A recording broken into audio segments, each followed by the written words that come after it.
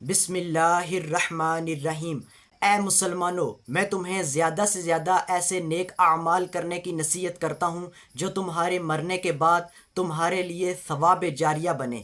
تم مرنے کے بعد اپنی قبر میں پہنچ جاؤ لیکن پھر بھی تمہارے نامہ اعمال میں نیکیاں لکھی جاتی رہیں، ثواب لکھے جاتے رہیں، تمہارے درجات بلند ہوتے رہیں تمہارے مرنے کے بعد بھی۔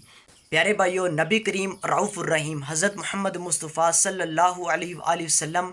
کا ارشاد غرامی ہے، صحیح مسلم کے اندر انٹرنیشنل نمبرنگ کے مطابق 1631 نمبر حدیث میں موجود ہے، 1631 نمبر حدیث میں،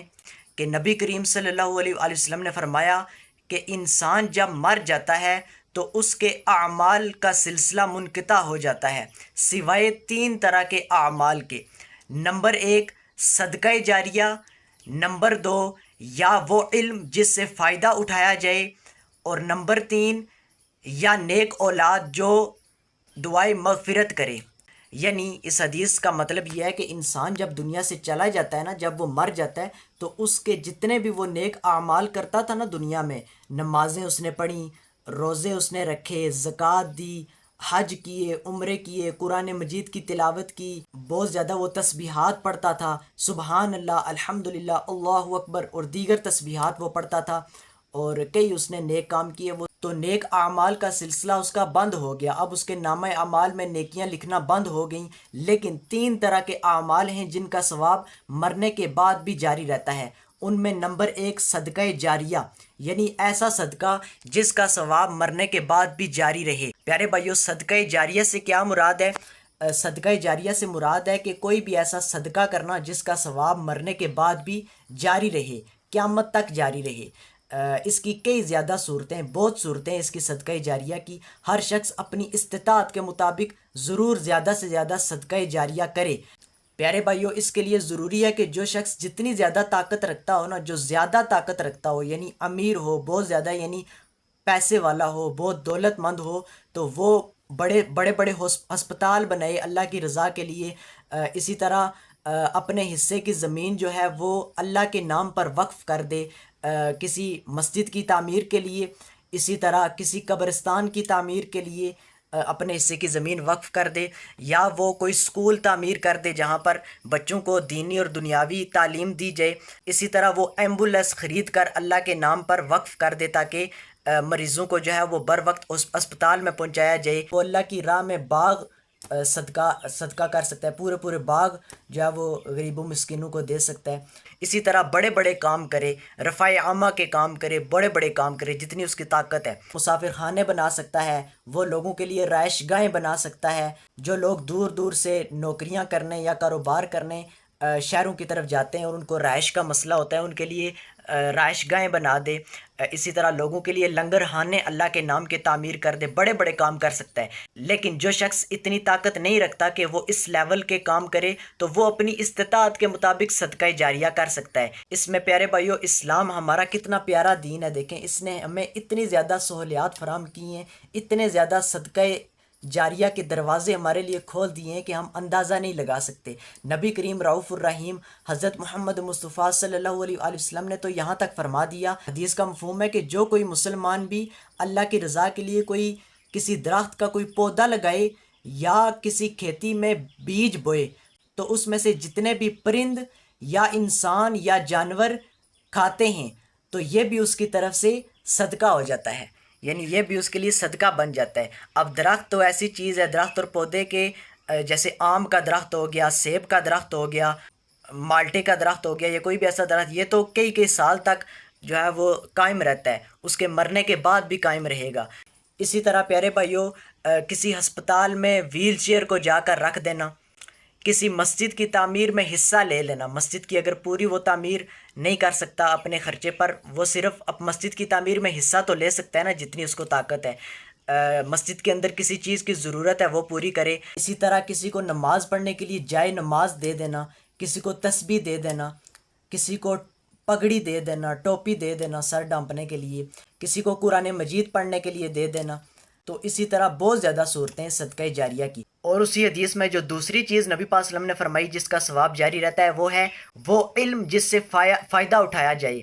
یعنی کسی کو بھی کوئی کسی نیکی کا علم دے دینا، کسی ہدایت کی طرف بلا لینا۔ ہدایت صرف اللہ کے پاس ہے۔ اللہ تعالیٰ اور اس کے رسول صلی اللہ علیہ وسلم کا پیغام کسی کی طرف پہنچانا، کسی کو نماز کی دعوت دے دی، کسی کو روزے کی دعوت دے دی، کسی کو کوئی امیر تھا اس کے اوپر زکوٰۃ فرض تھی اس کو زکوٰۃ کی دعوت دے دی، کسی کو حج کی جس کے اوپر حج فرض تھا اس کی دعوت دے دی، قرآن مجید پڑھنے کی دعوت دے دی، کسی کو سچ بولنے کی دعوت دی، جھوٹ بولنے سے منع کیا، یعنی نیکیوں کی دعوت دینا اور برائیوں سے منع کرنا، اور ہر وہ علم جس سے فائدہ اٹھایا جائے، کتاب و سنت کی روشنی میں حق بات کی وصیت کرنا، حق بات کی نصیحت کرنا۔ کسی کو اگر ہم نے نماز کی دعوت دی ہے نا تو ہماری دعوت سے اس نے نماز شروع کر دی، تو جب تک وہ نماز پڑھتا رہے گا تو جس نے دعوت دی اس کو بھی اتنا ہی ثواب ملے گا جتنا اس پڑھنے والے کو ملتا ہے۔ کسی بھی نیکی کی دعوت دینا،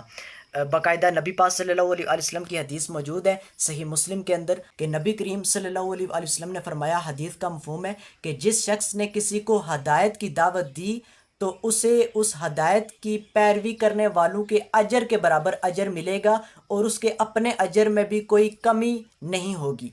اور اسی طرح نبی پاک صلی اللہ علیہ وسلم نے یہ بھی فرمایا کہ اور جس شخص نے کسی کو گمراہی کی دعوت دی تو اسے اس گمراہی کی پیروی کرنے والوں کے گناہ کے برابر گناہ ہوگا اور اس کے اپنے گناہ میں بھی کوئی کمی نہیں ہوگی۔ یعنی اس حدیث میں ثواب جاریہ اور گناہ جاریہ دونوں کا ذکر ہوا ہے۔ ثواب جاریہ یہ کہ کسی کو بھی ہم اگر ہدایت کی طرف دعوت دیتے ہیں نا، کسی بھی نیکی کی طرف بلاتے ہیں، تو جب تک وہ بندہ اس نیکی پر عمل پیرا رہے گا تو جس نے دعوت دی تھی اسے بھی اتنا ہی ثواب ملے گا جتنا اس عمل کرنے والے کو ملے گا، اور اس کے اپنے عمل میں کوئی کمی واقع نہیں ہوگی۔ اور دوسری طرف گناہ جاریہ کیا ہے کہ اگر کسی کو اللہ نہ کرے کسی نے گمراہی کی طرف دعوت دے دی، برے کام پہ لگا دیا، تو جس کو برے کام پر لگایا تو وہ بھی گناہ گار ہوگا، اور جس نے لگایا اس کو برے کام پر، جس نے برے کام کی دعوت دی تو اسے بھی اتنا ہی گناہ ملے گا جتنا اس برے عمل کے کرنے والے کا گناہ ہوگا۔ استغفر اللہ و اتوب الیہ۔ تو پیارے بھائیو، اس حدیث میں بھی ثواب جاریہ کی فضیلت بیان ہوئی ہے کہ جس کو بھی نیکی کی دعوت دیتے ہیں تو وہ جب تک عمل پیرا رہے گا، جس نے دعوت دی تھی اسے بھی اتنا ہی اجر ملے گا جتنا اس عمل کرنے والے کو ملے گا۔ اور اسی طرح پیارے بھائیو، سنن ابی داؤد کے اندر اور صحیح مسلم کے اندر صحیح حدیث موجود ہے کہ نبی صلی اللہ علیہ وسلم نے حضرت سیدنا علی رضی اللہ تعالیٰ عنہ کو نصیحت کرتے ہوئے فرمایا، حدیث کا مفہوم ہے کہ اگر اللہ تعالیٰ تمہاری رہنمائی سے کسی ایک شخص کو بھی راہ حق دکھا دے تو یہ تمہارے لیے سرخ اونٹوں سے بہتر ہے۔ یعنی اس حدیث سے پتہ چلا کسی بھی انسان کو ہم اسلام کی دعوت دیتے ہیں، اس کو راہ حق دکھاتے ہیں، تو اگر وہ راہ حق قبول کر لے تو یہ جس نے اس کو راہ حق دکھائی اس کے لیے سرخ اونٹوں سے بھی بہتر ہے، سرخ اونٹوں سے بھی۔ اور پیارے بھائیو، عرب کے اندر جو سرخ اونٹ تھے نا وہ بہت زیادہ قیمتی تصور کیے جاتے تھے۔ اونٹوں کو تو صحرائی جہاز کہا جاتا ہے، اور بہت زیادہ وہ تیز بھی بھاگتے ہیں نا، بہت زیادہ قیمتی چیز ہوتی ہے اونٹ، اور اس میں بھی سرخ اونٹ ہوں تو ان سے بھی بہتر کسی کو ہدایت کی دعوت دینا، راہ حق دکھانا۔ اور اسی طرح پیارے بھائیو، تیسری چیز جو فرمائی نبی پاک صلی اللہ علیہ وسلم نے وہ فرمائی نیک اولاد۔ یہ بھی صدقہ جاریہ ہوتی ہے کہ انسان جب مر جاتا ہے تو اس نے جو اولاد چھوڑی ہوتی ہے، نیک اولاد، کہ وہ کیا کرتی ہے کہ اپنے والدین کے مرنے کے بعد ان کے لیے دعائیں مغفرت کرتی ہے، استغفار کرتی ہے، تو اللہ تعالیٰ اس استغفار کی وجہ سے اس کے والدین کا رتبہ بلند فرماتا ہے۔ اگر اس کے والدین کافر اور مشرک اور منافق نہ ہوں، کوئی ایسے گناہ نہ کیے ہوں جس کی وجہ سے اللہ تعالیٰ نے ان کے لیے دوزخ کا عہد کر لیا ہو، تو یہ ہے کہ نیک اولاد اپنے والدین کے رتبے میں بلندی کا باعث بنتی ہے۔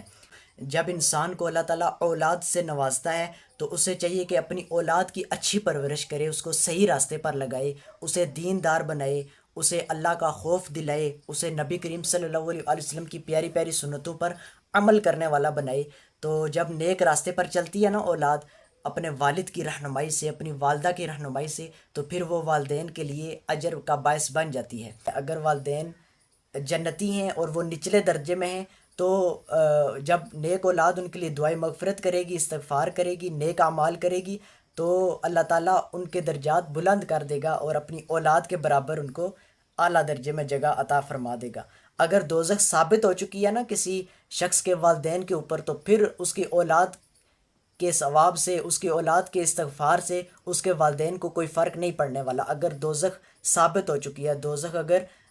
پکی ہو چکی ہے والدین کے لیے، تو ان کے لیے دوزخ ثابت نہیں ہوئی، تو پھر یہ ہے کہ اگر نچلے درجے میں تھے تو نیک اولاد ثواب میں جاریہ کا باعث بنے گی، نیک اولاد کے سبب ان کے درجات جب بلند ہوں گے تو وہ اوپر والے درجے میں چلے جائیں گے۔ تو پیارے بھائیو، زیادہ سے زیادہ نیک اعمال کریں خالص اللہ کی رضا کے لیے، اور ایسے اعمال بھی کریں جو مرنے کے بعد ثواب جاریہ بنیں۔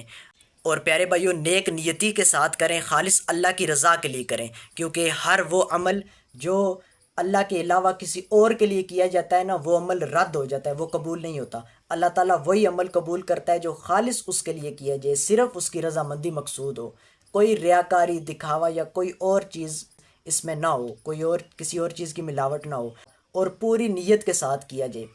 نبی پاک صلی اللہ علیہ وسلم کی حدیث موجود ہے نا صحیح بخاری میں پہلے نمبر پر ہی، کہ انما الاعمال بالنیات، کے بلا شبہ اعمال کا دار و مدار نیتوں پر ہے۔ یعنی جو بھی نیک عمل کیا جاتا ہے وہ تبھی قبول ہوتا ہے جب وہ پوری نیت کے ساتھ کیا جائے اور خالص اللہ کی رضا کے لیے کیا جائے۔ جزاک اللہ خیر۔